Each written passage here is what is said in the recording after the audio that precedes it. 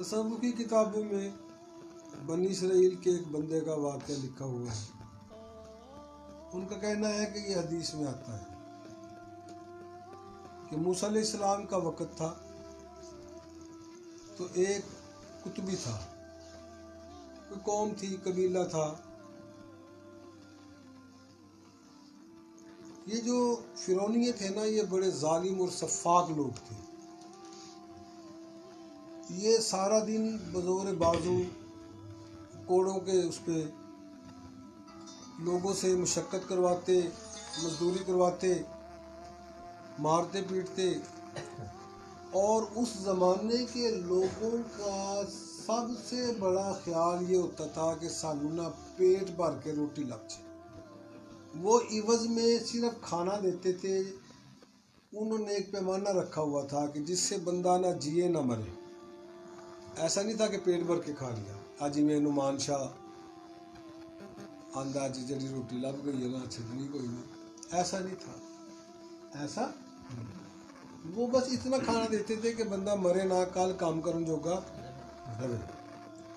اور ان کے ہر کارندے گھوڑوں پہ سوار، ہاتھوں میں ہنٹر لیے، کوڑا جسے کہتے ہیں، گھومتے رہتے۔ جو سست ہوتا اس کی کمر پہ مارتے۔ جہاں کوڑا پڑتا ہے وہ جب واپس کھینچتے تو ساتھ ہی کمر سے، جسم سے گوشت ادھر آتا، کھال ادھر آتی۔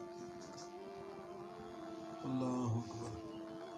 تو یہ ان کا معمول تھا۔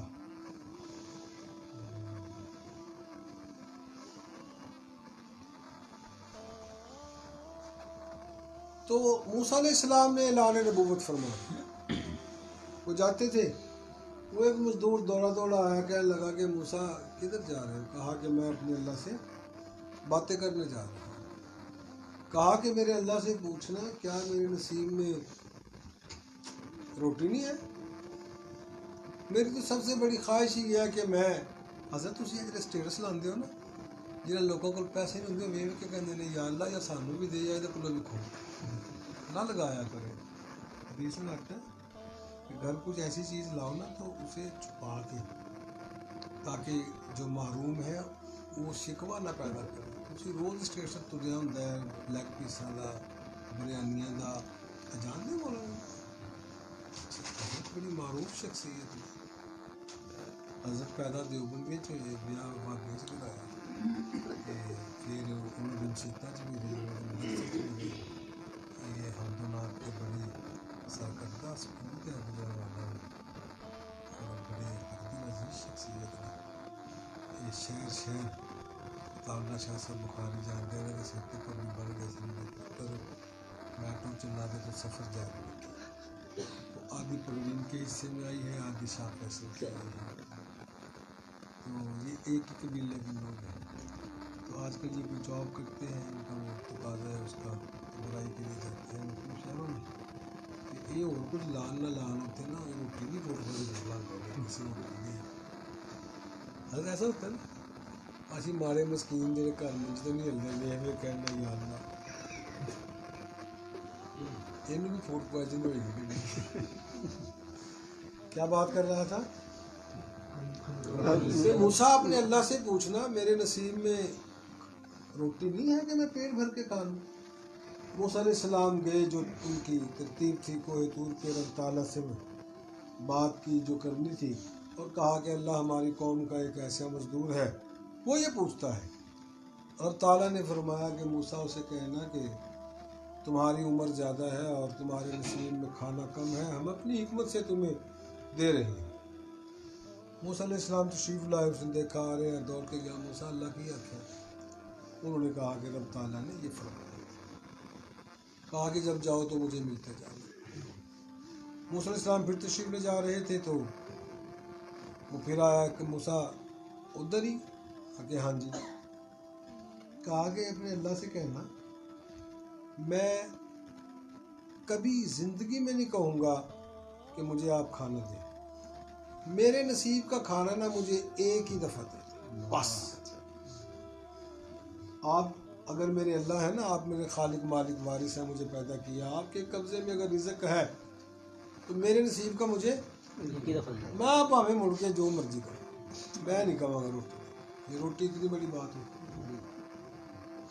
جنہیں روز رج کے کھاندے انہوں کی پتا روٹی، جن کو ملے نا کوئی ایک ہفتہ اس سے پوچھو روٹی کیا چیز ہے۔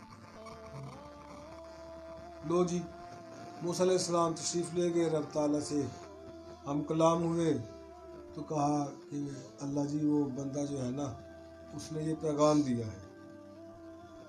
رب تعالیٰ نے فرمایا ٹھیک ہے۔ ادھر وہ کام تو گھر گیا نا شاہ قاسم، شاہ جی وہ گھر نا مختلف بندے دسترخوان چکی آن تباخ روٹیاں دے، اس کے صحن میں ڈھیر لگ گیا کھانے کا۔ انہیں اکھاں کھول کھول کھانا ویکھیا، لمبے لمبے ساں لے، انہیں پتہ لگ گیا کہ روٹی سوادی ہے۔